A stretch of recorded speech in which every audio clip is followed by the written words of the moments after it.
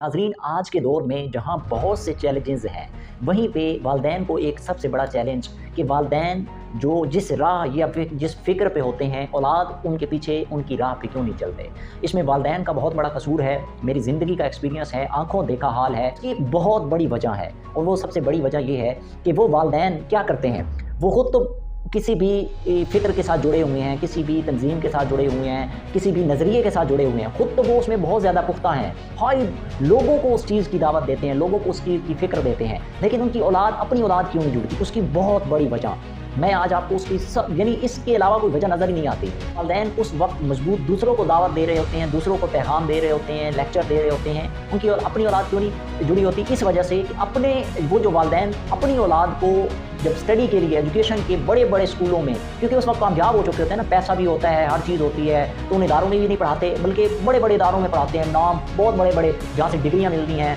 फिर टच भी नहीं रहते औलाद के साथ। जिस दौर के अंदर उस बच्चे ने नशो-नुमा पानी थी, उसकी फ़िक्र मजबूत होनी थी, अब वो एक फ़िक्र पा चुका था वालिदैन से। पहले भी हम उँगली पकड़ के कहाँ उनको ले जाते हैं, हम तो कह रहे होते हैं हमारे बच्चे मेहनत करें, पढ़ें, ट्यूशनें पढ़ा रहे होते हैं, उधर अकेडमियाँ भेज रहे होते हैं और उनको फ्यूचर में एक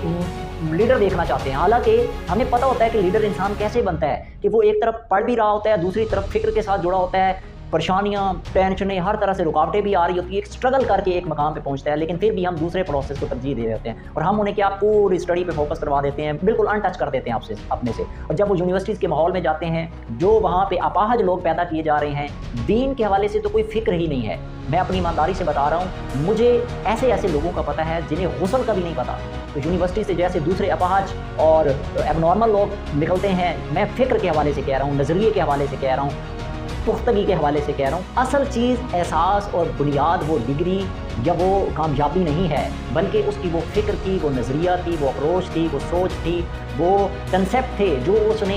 वालिदैन की सोहबत से और वालिदैन के साथ जुड़ के जो वो मुख्तलिफ़ प्रोग्राम्स अटेंड करता, कॉन्फ्रेंसेस अटेंड करता, सेमिनार अटेंड करता, महफ़िल अटेंड करता, करके सोहबत ले लेके वो पुख्तगी की उस हद तक जाते हैं। तो हमने अपनी औलाद को तो उससे मुनक़ता कर दिया, तो हम किस बात की तवक्को रखते हैं कि हमारी औलाद, हमारी नस्ल हमारी राह पे चलेगी। तो ऐसा सोचना ही पागलपन है। और मैंने अपनी ज़िंदगी में, ये मेरा ज़ाती एक्सपीरियंस है, बड़े-बड़े लोग जिन्हें मैं फ़ॉलो करता हूँ, जिनसे मैंने सीखा, जिनसे मैंने ज़िंदगी में फ़िक्र अपनी नज़रिया मजबूत किया, मैं उनकी अपनी औलादों को जब देखता हूँ तो मैं हैरत ज़दा रह जाता हूँ कि ये क्या, ये तो इतने मजबूत लोग और इनकी अपनी औलाद बिल्कुल उस चीज़ से अनटच, उन्हें पता ही नहीं है इस चीज़ का, वो इस चीज़ को फ़ॉलो ही नहीं करते, तो हम उन्हें बिल्कुल एक तरफ कर देते हैं अपनी ज़िंदगी की भाग-दौड़ में, उस डिग्री, उस